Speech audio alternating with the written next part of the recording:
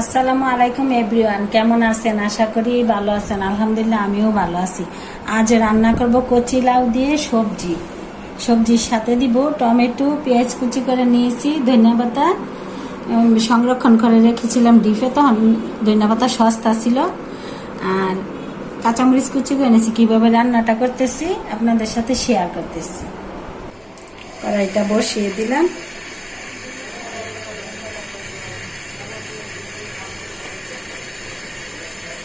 এখন তেলটা দিয়ে দিচ্ছি।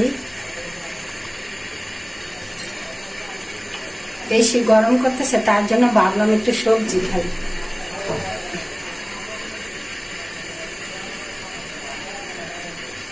এখন পেঁয়াজ কুচিগুলো দিয়ে দিচ্ছি।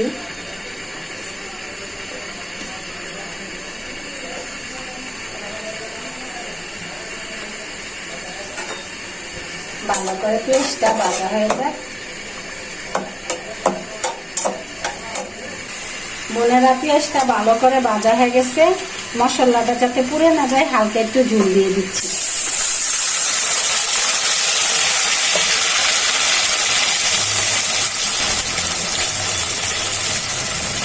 সাথে দিয়ে দিচ্ছি পরিমাণ মতো রসুন বাটা।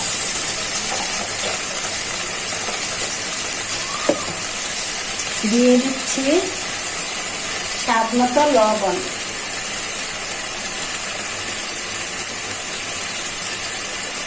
দিয়ে দিচ্ছি পরিমাণ মতো হলুদের গুঁড়া। দিয়ে দিচ্ছি পরিমাণ মতো জিরার গুঁড়া। দিয়ে দিচ্ছি পরিমাণ মতো ধনিয়ার গুঁড়া।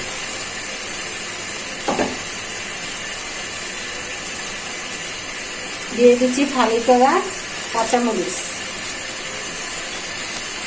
এগুলো ভালো করে কষিয়ে নিই।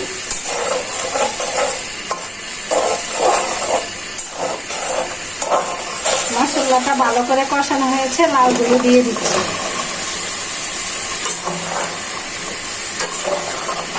আর এই গরমে হালকা পাতলা সবজি খাওয়াটাই ভালো। গরমে সবাই অস্থির, সবাই লেবুর শরবত খাবেন, ঠান্ডা পানি খাবেন, একটু দেখে দিয়ে সিদ্ধ হওয়ার জন্য।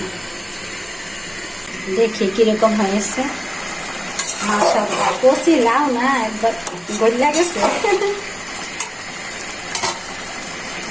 টমেটোটা দিয়ে দিচ্ছি।